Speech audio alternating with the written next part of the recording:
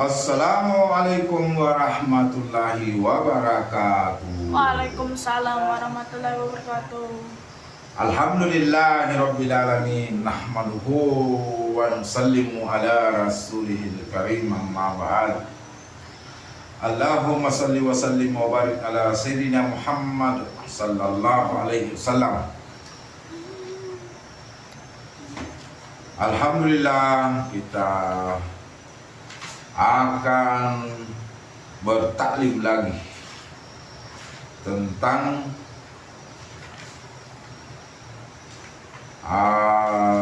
masih ancaman dan celaan bagi orang-orang yang meninggalkan salat. Dari Mu'az bin Jabal radhiyallahu an berkata, Rasulullah sallallahu alaihi wasallam telah berwasiat kepada saya dengan 10 perkara. Sabda beliau, 1. Janganlah menyekutukan Allah Subhanahu wa ta'ala dengan sesuatu apapun, walaupun kamu dibunuh atau dibakar. 2. Janganlah mendurhakai kedua orang tuamu, walaupun mereka menyuruhmu untuk berpisah dengan seluruh keluargamu dan hartamu. 3. Janganlah meninggalkan salat wajib dengan sengaja, karena barang siapa yang meninggalkan salat wajib dengan sengaja, maka dia akan terlepas dari pertanggungjawaban Allah Subhanahu wa ta'ala. Yang 4, janganlah meminum khamar, karena itu adalah pangkal segala kekejian. Yang 5, jauhilah maksiat, karena sesungguhnya kemaksiatan itu menyebabkan kemarahan Allah Subhanahu wa ta'ala. Yang 6, jangan lari dari medan perang walaupun seluruh temanmu telah meninggal dunia. 7, tetaplah berada di tempat tinggalmu walaupun penyakit yang mematikan menimpa seluruh manusia. Yang ke-8, berikan nafkah kepada keluargamu sesuai dengan kemampuanmu. Yang ke-9, jangan tinggalkan tongkatmu dalam mendidik anakmu. Dan yang ke-10, jadikanlah mereka orang yang takut kepada Allah Subhanahu wa ta'ala. Yang dimaksud dengan jangan tinggalkan tongkatmu dalam mendidik mereka adalah jangan sampai kita tidak memperdulikan mereka, yaitu seseorang ayah tidak memperingatkan atau memukul anaknya yang melakukan kesalahan.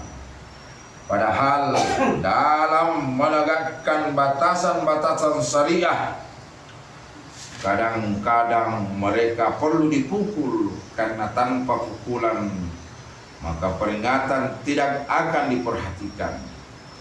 Di zaman sekarang, karena kecintaan yang berlebihan, banyak orang tua yang tidak memperingatkan anak-anaknya sejak usia dini apabila mereka melakukan kesalahan. Ketika mereka telah terbiasa dengan kebiasaan-kebiasaan buruknya, barulah menangis cemas. Hal ini bukanlah kasih sayang terhadap anak, tetapi suatu kezaliman yang besar, karena tidak melarang mereka dari perbuatan-perbuatan buruk, juga akibat salah memahami bahwa memukul mereka bertentangan dengan kasih sayang. Orang bijak manakah yang suka bila seseorang berkata bahwa penyakit bisul kecil pada anak-anaknya yang semakin hari semakin besar tidak perlu dioperasi dengan alasan kasihan melihat mereka menangis bila dioperasi atau dibubuhi obat. karena akan sakit atau perih. Bahkan walaupun ratusan ribu anak-anak berlari menangis, maka serbuk obat itu harus dinubuhkan kepada luka tersebut. Banyak hadis Rasulullah sallallahu alaihi wasallam yang menyatakan bahwa kita diperintahkan supaya menyuruh anak-anak kita melaksanakan salat ketika mereka berusia 7 tahun dan memukul mereka jika meninggalkan setelah berusia 10 tahun. Abdullah bin Mas'ud radhiyallahu anhu berkata, awasilah salat anak-anak kalian dan biasakanlah mereka dengan perbuatan-perbuatan yang baik.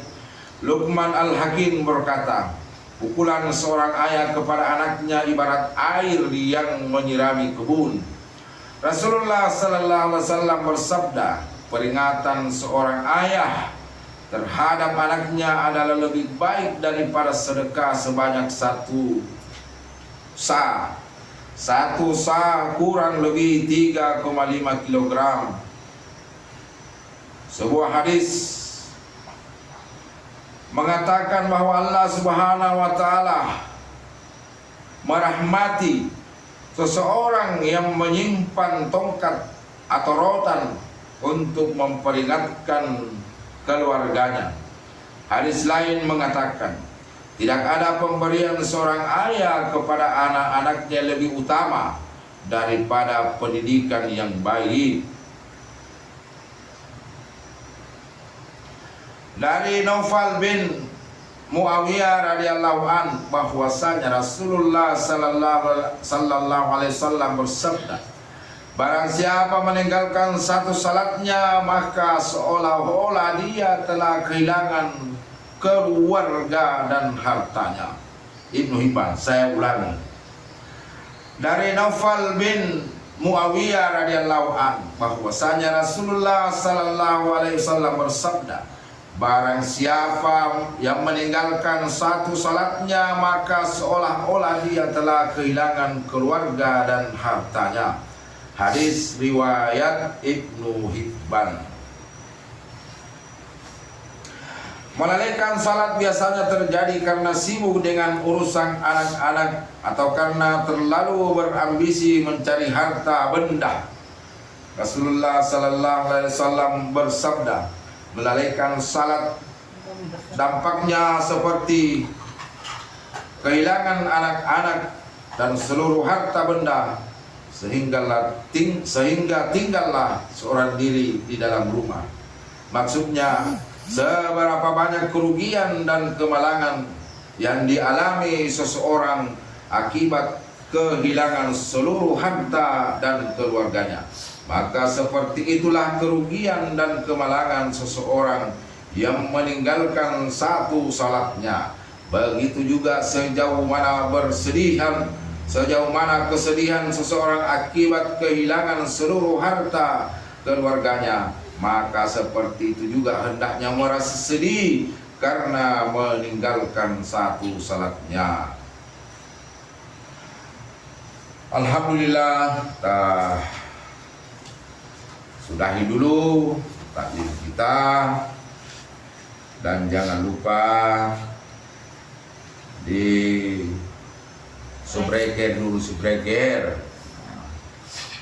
karena subscribe bermanfaat bagi saya, bagi semua kreator konten. Maka kalau Anda pintar subscribe, maka subscribe lah. Itu gratis itu bosku. Subhanallah wa bihamdihi, subhanaka Allahumma wa bihamdik, asyhadu an la ilaha illa anta astaghfiruka wa atubu ilaik. Summa wassalamualaikum warahmatullahi wabarakatuh. Waalaikumsalam.